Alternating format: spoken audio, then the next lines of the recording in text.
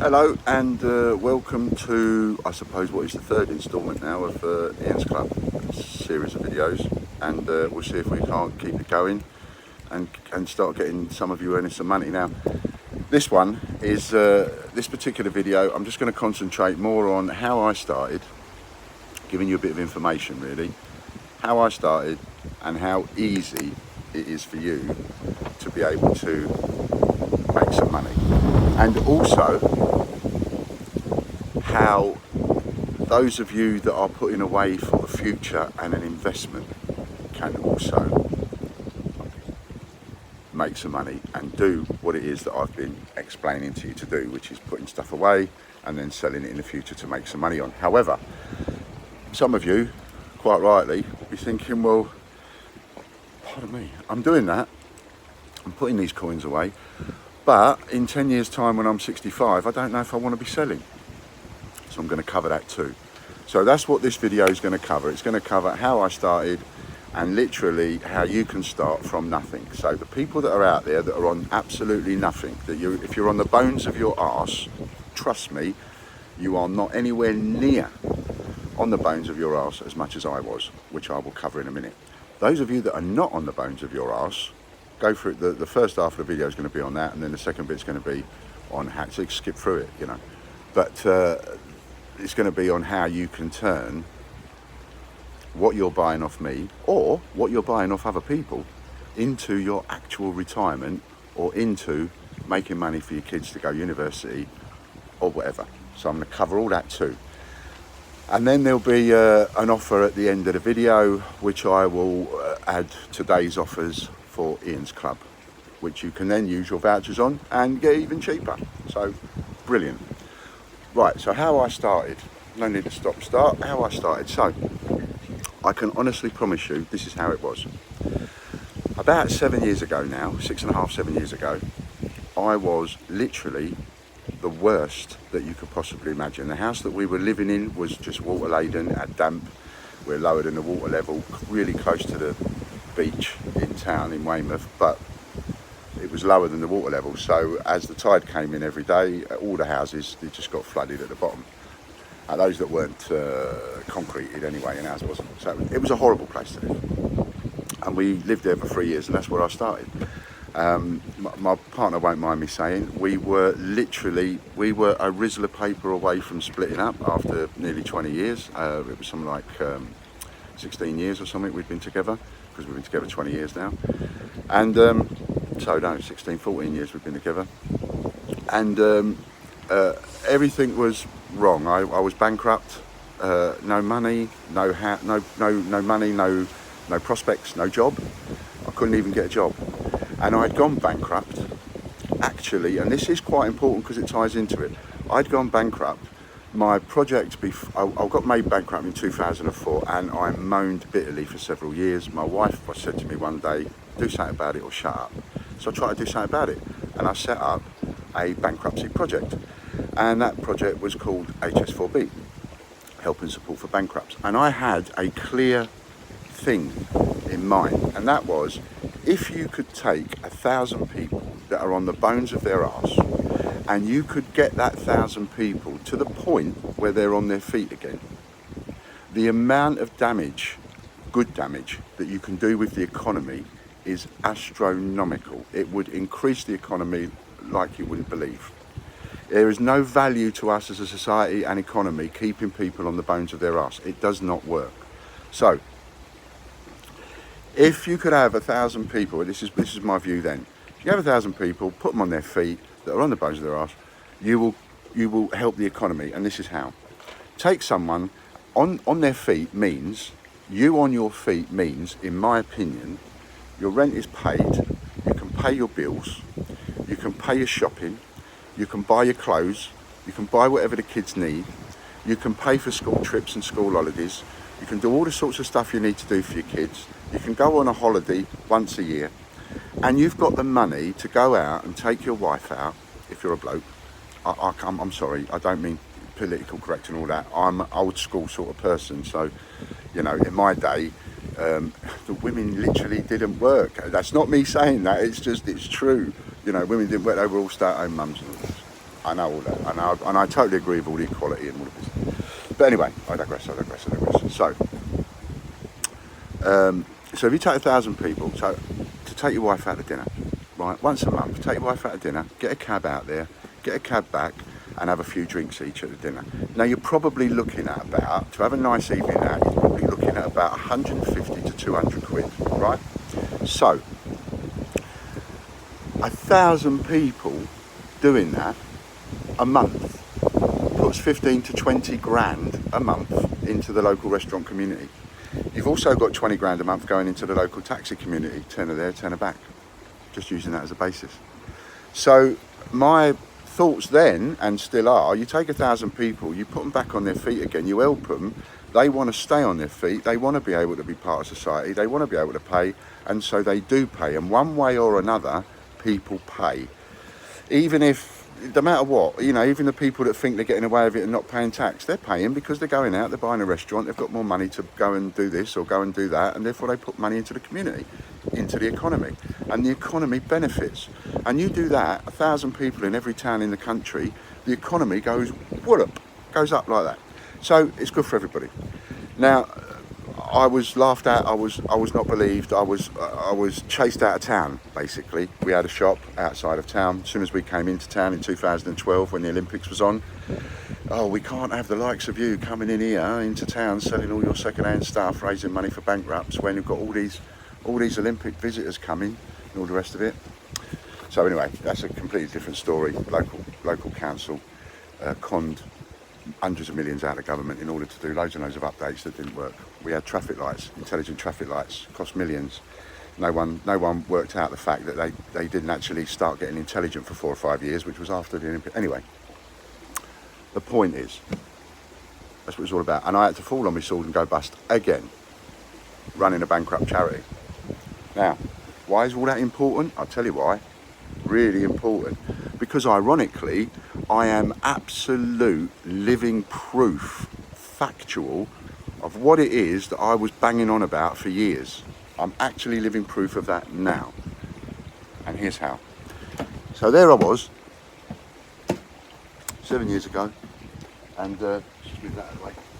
There I was 7 years ago, and I'm on the beach, and I'm with Hector, which is the Alsatian that you see in one of my listings, who sadly I didn't know at the time, I only had a couple of weeks to live, and things were as bad as they could possibly be. Right, we were as low as you could possibly be, and one step away almost from being homeless. In fact, we were registered on the council as homeless. What with my illnesses, one thing and another, we was actually registered as homeless. So we were there on the homeless bit. So you can't go any further on your bum than that, can you? And there I am on the beach. Now you've got to imagine, this is a lovely sunny day now, beautiful. This was like, it was before Christmas and it was after the summer, and it was November time and October time, and it was windy and it was cold and it was raining and the sea was choppy, and I was standing there throwing the ball for Hector, giving him a run. And I literally, and I've got my raincoat on and my head's down, and I'm feeling miserable and sorry for myself. And I put my hand in my pockets like this, and all I brought out was a penny. And it was a 2008 penny. And I looked at that penny, and I was looking at the sea. I'm not joking. I was looking at the sea, and I'm not going to lie, I did contemplate walking into it. I felt there was nothing at the moment at that time for me left, 50 years old, and the sum of my life is a penny. And I thought, I wonder. Now, a couple of years before that, whilst I was running the HS4B project, and we ran the charity shop that we had, I did wonder about whether or not people would collect coins the same way as they collected stamps. So I just thought, I wonder. So I listed that penny and I sold it for £2. And it was a 2008 penny, portcullis reverse, and I sold it for £2 on eBay. And I then went out and I did whatever I could to earn a bit of money. I went on the beach and I collected shells with the beach manager's permission, and I sold the shells for £10 a kilo and things like that. And and I sold that penny, and I went out and I bought a couple of quid's worth of pennies, and I sorted them all out into their dates, and then I made a listing and I sold them. And people would come along and they'd buy, I'll have that one, I'll have that one, I'll have that one, I'll have that one. And what was really strange to me, what was phenomenal as well at the same time, was the fact that you get people come along by six, what are called £6, 99p each. £6, and all I'm sending them is 6p. I thought, well, this is all right. So I just went into it a bit more and a bit more and a bit more. And I learned everything that I learned literally by sucking it and seeing. I tried it first to see if it would work. So I listed all the pennies, and then I started getting some 2p's, and then I started getting some 5p's. And as I was doing all of this, I noticed that when you go and get a bunch of change and you start sorting it all out into all its years, you come across dates that you don't get very many of, or in fact dates you don't get any of. And that speaks volumes. That tells you, it tells you what's harder to find and what isn't. And I would notice that people would come along and buy me out of certain years, so I would put the price up because I can't get many of them. Like the 1982 started off at 99p, and then I put the price up to 1.95, and people would still come along and buy all the ones that I had. So then I put the price up to 2.95, and that's how I ended up getting the values that I say coins are worth. That's how I ended up doing that, because if I haven't got many of something, I push the price of it, supply and demand. And if people still want it, and that's the only one I've got, well, you've got to pay a bit more for it. And then I'd sell it, and then maybe I would get that item again and push the price up again a little bit more. So that's how I started. And then I found that people were buying pennies and 2p's and 5p's, and people were spending 20 quid and buying like 3 or 4, well, less than £1 worth of money. And then I had some really good tickles where I got, I think, 1,500 quid once for something along the lines of about 40 quid's worth of change. What was 40 quid's worth of change. However, it does take a long time to sit and date them all. You're looking at a couple of hours. If you go and get a bag of £20 worth of pennies, you're looking at a couple of hours to sit and put them all in their dates and then see what you've got. If you get a £20 bag of pennies, what you'll probably find you get about 3 1982s, 4, 5, 6, and probably half of them will be really grubby, hence why I invented the cheap and cheerful listings and that kind of thing. But here's the thing, with this knowledge that I'm letting you know, and how I started and how badly off I was at the time, I'm not saying you're not in as bad a position, the people that are in a bad position. But what I am saying is the chances are of you being in a position that is as bad or worse than what I was in is the chances are not very good, because I was in a really bad position. That's what I'm trying to say. It doesn't matter what position you're in, you can get out of it. Now this is how I did it, and this is how you can do it. So go out and get yourself, find 20 quid from somewhere. Don't worry about competing with me. There's more business out there, and I don't believe any single person should own a market anyway. You know that from my arguments with the Mint and 288 group. So get yourself, if you can get yourself 20 quid together, if you can't, get yourself a tenner. But if you can get yourself 20 quid together, get 20 quid, and you've got no job or you've got no income or no money, I promise you follow this advice, you'll earn some money. So go and get yourself a bag of 20p's and then sort those pennies, and then sort those pennies out all into their dates, right? And once you've sorted them out all into their dates, you'll find that some dates you've got absolutely loads of, so take the crap out, throw it away, you don't need them. If you've got loads of it, just keep the best. And thin it down that way and get some more with them later. So sort them all out into their years and then create one listing, just one listing on eBay. It's only cost you a few quid, and put all the art, put them all there and advertise them as circulated condition, and but good circulated condition, so don't send anyone any crap, and overly dirty ones, that sort of thing you have to take out. So make the listing. It's one listing fee, that's all it is, one listing fee. And believe me, if 100 of you were to go out and make a listing for pennies, you would all get business. And there's lots of business to be had in the future, because there's another 1 million people out there that haven't started collecting pennies yet that will do at some stage in the future. So there's business for everybody.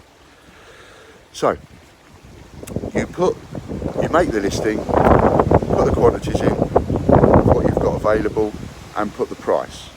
If you go to my Penny in the Pond video, you can see what the prices are I charged. If if you want to just start off, do what I did, do the whole lot, 99p each, free postage. You don't earn any money out of a single sale really, but not a 99p free postage by the time you've paid eBay and PayPal, but they are feedback builders. And what will happen is you will make money out of the people that are buying more than one. That's where you're looking at making your money, not so much on the people that just buy one, but on the people that buy more than one. But on a sale of a penny at 99p, you ain't going to lose anything.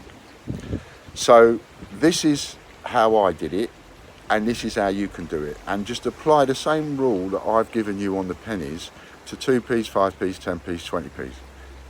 You can be a part of that market too. So if you've got nothing, if you need a job, if you need to earn some money, you know, and another way in which you can get started for nothing is when I first started, I wrote guides when I first opened our website, how you can get this coin for free, how you can get that coin for free.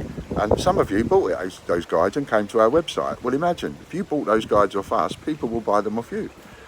If anybody out there has got something for free off our website, you can write your own guide. I got this for free. I got a Gruffalo coin for free, and if you give me 99p, I'll tell you how you can get one for free too. I'll send you this letter, and I'll send you a free voucher code for a £5, and give them the voucher code FIVER, F-I, capital F-I-V-E-R. So you could sell that for £1 or £1.95, cost you absolutely nothing, and there you are. I'm giving you something you can sell. Everybody gets to use the voucher code once, so you know, those coin collectors out there are going to eventually come our way. You might as well earn some money pointing them in our direction. And then you've earned yourself a couple of quid, and you can put that into buying some pennies. It's so easy to be able to start off with nothing and actually get somewhere.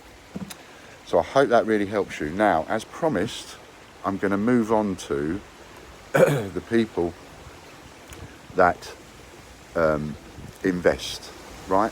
So those of you that, and if you know someone that's on the bones of their arse and you're not, tell them to watch the first part of this video.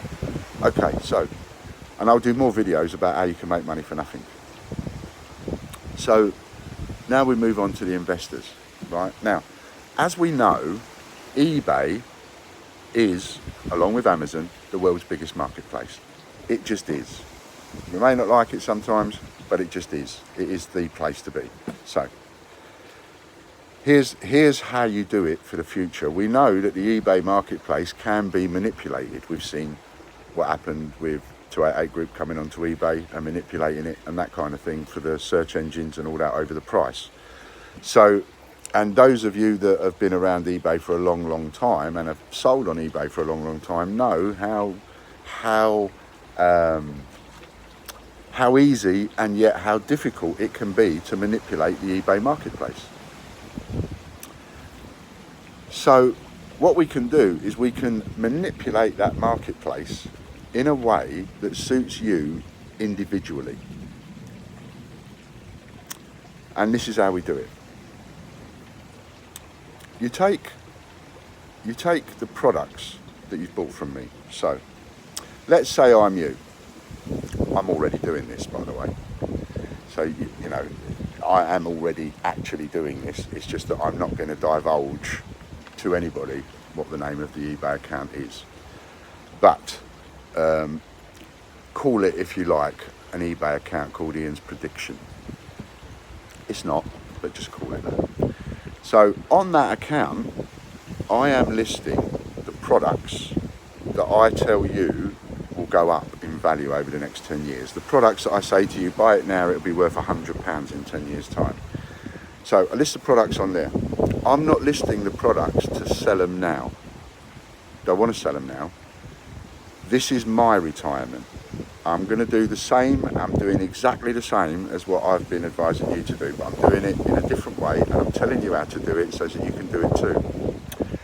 In 10 or 15 years, I'm 56 now, I don't think I can be asked to go through the whole process of setting up, buying and selling accounts and dealing with questions and posting.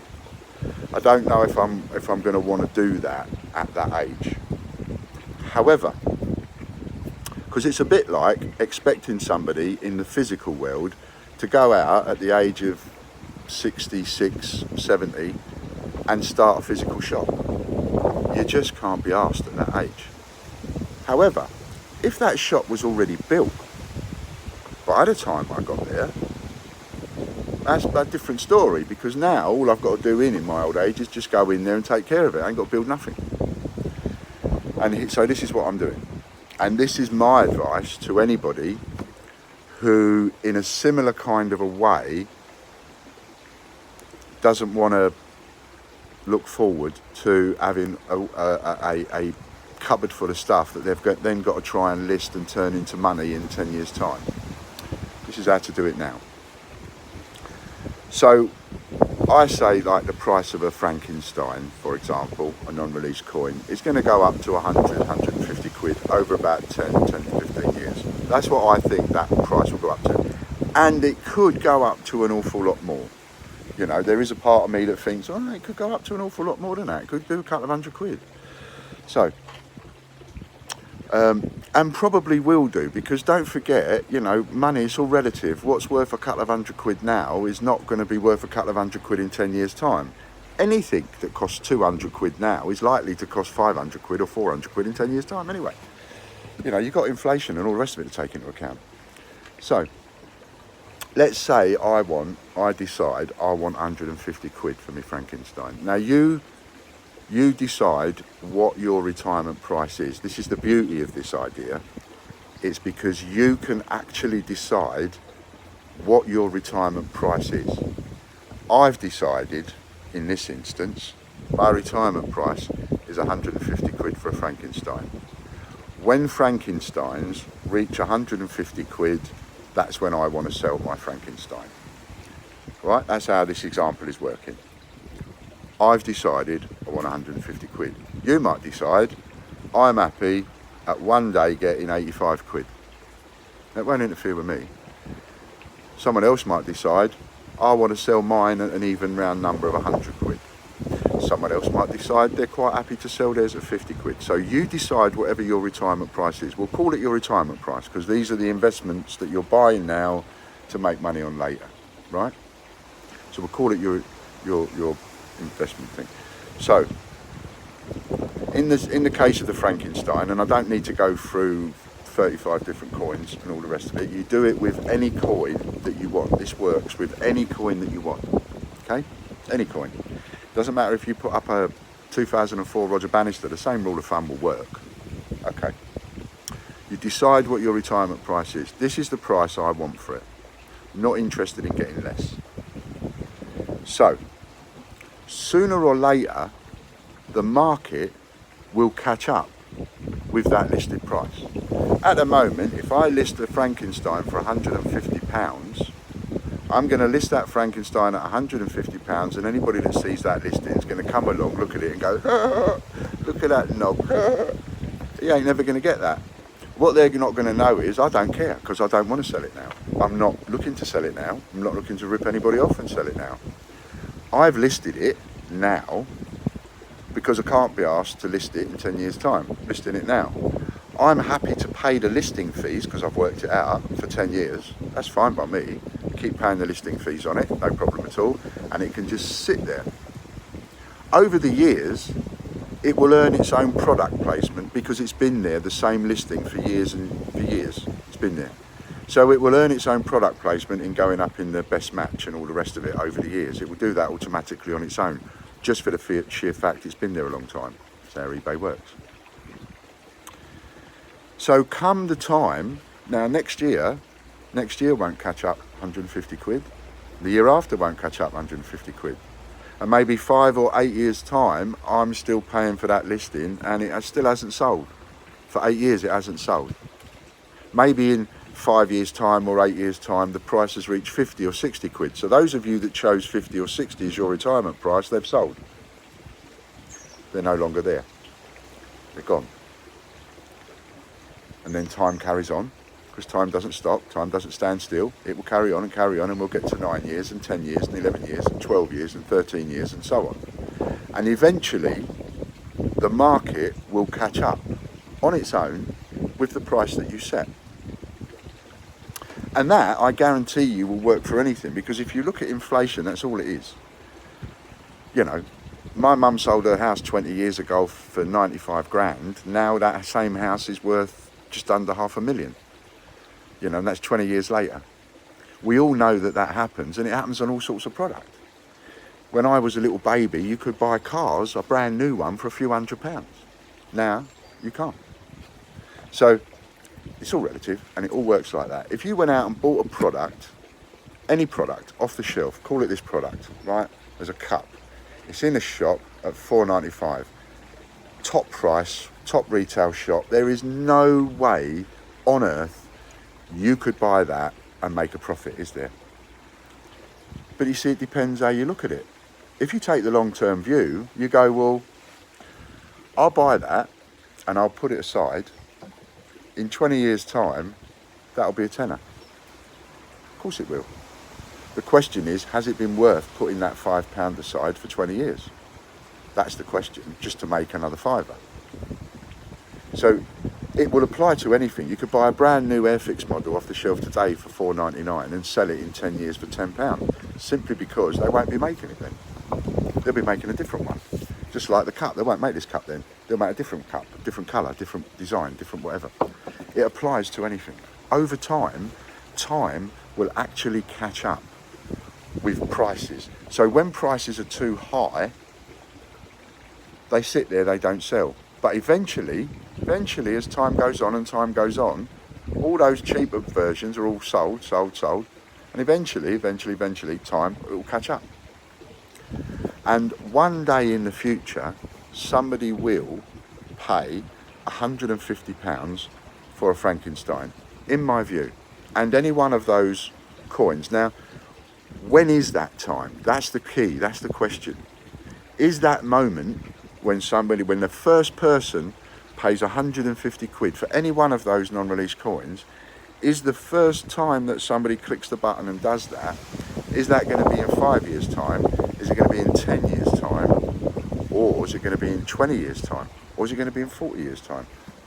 That's the one thing nobody knows. I don't know, you don't know. I can only guess, you can only guess. We all have our own different guesses. Hence why I said, do this to your own personal formula. So in the case of this example, my formula is when I list every single one of those coins for 150 quid each, when the market catches up with itself, those coins will sell for 150 quid. Question is, will I still be alive when they're selling for 150 quid? Or will that listing have been turned over to my grandchildren, in which case they will earn the 150 quid and have to send it off and post and packet it. But probably they won't mind when they're getting 150 quid. So that's one way of doing it. Now, by doing it that way, you build the shop now, whilst you've got your mental faculty, whilst you've got a bit of oomph in you, I'm talking to people that are in my age group now, by the way, not you youngsters. You youngsters, you've got another 20, 30, 40 years. But, people in my age group, we haven't got 20, 30, 40 years.